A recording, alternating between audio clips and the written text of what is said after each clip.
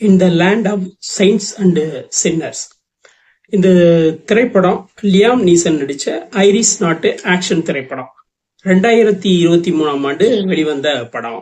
இயக்குனர் ராபர்ட் இயக்கிய படம். அதாவது லியாம் நீசனும் ராபர்ட்டும் சேர்ந்து கூட்டணி பண்ண இரண்டாவது படம்.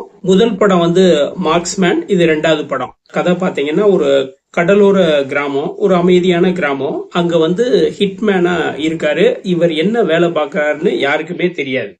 சோ இப்படிப்பட்ட சமயத்துல அவர் கொலை பண்றது ஒரு நியாயமான விஷயத்துக்காக மட்டுமே கொலை பண்றவரு. ஒரு ஸ்டேஜ்ல போர் அடிச்சு போச்சு, வாழ்க்கை ஒரு விரக்தி மனப்பான்மைக்கு போயிட்டாரு.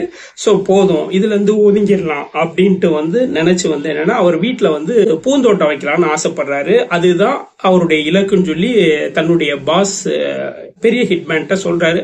அவரும் என்னப்பா சரிப்பா அப்படின்ட்டு கிளம்புறாரு.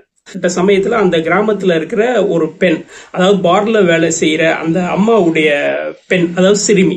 அந்த சிறுமி பாத்தீங்கன்னா உடல்ல காயம் இருக்கு. அந்த பொண்ணு கையில என்னமோ வச்சிருக்கோம், என்ன வச்சிருக்க அப்படின்னு சொல்லி இவர் கேட்பாரு. பார்த்தா ஒரு துப்பாக்கி குண்டு. சோ இந்த துப்பாக்கி குண்டு யாரு கொடுத்தா அப்படின்னா, இந்த உடல் காயத்துக்கு யார் காரணம்னா சோ வீட்டுல இருக்கிற ஒரு ஆளை காமிக்கும்.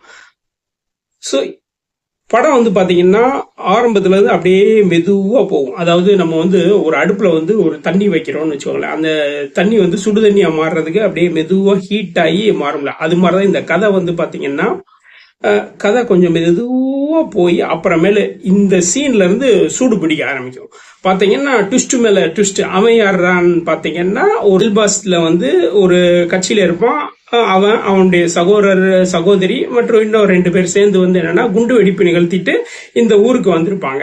சோ என்னன்னா அவனுக்கு ஒரு பிளாஷ்பேக் இருக்கும், அவங்க அக்காக்கு. சோ இது ஒரு பிளாஷ்பேக். இந்த படத்தோட என்னன்னா அந்த கேரக்டர், அதாவது கதாபாத்திர வடிவமைப்பு பாத்தீங்கன்னா சூப்பரா பண்ணிருப்பாங்க. இது லைன்ஸ் கேட்ல தமிழ்லயே இருக்கு.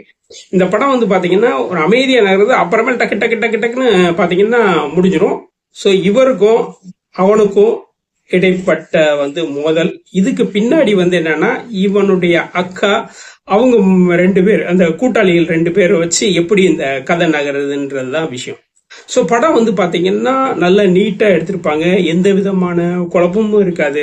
ஹை லெவல் பட்ஜெட் அந்த மாதிரி பேச்சே இருக்காது. நல்ல நீட்டா இருக்கும். இந்த படத்துல பாத்தீங்கன்னா பெரிய பிளஸ் பாத்தீங்கன்னா லொகேஷன், கதாபாத்திரத்தை நடிகர்கள். அதாவது எந்த இடத்துலயும் என்னன்னா இந்த கதாபாத்திரத்துக்கு இது தேவை இது தேவையில்லை அப்படிலாம் சொல்ற மாதிரி இருக்காது. நல்ல நீட்டா இருக்கும் படம். டப்பிங்கும் என்னன்னா நல்லாவே இருக்கு. படத்துல ஒவ்வொரு கொலை நடக்கிறதும் சரி, ஹிட்மேன்களுடைய ஆதிக்கமும் சரி, நல்ல லொகேஷன்ல இந்த படம் ஒரு கிராமத்து சூழ்நிலையில நல்ல நீட்டாவே படம் பண்ணிருப்பாங்க. இந்த படத்தை நம்பி பார்க்கலாம்.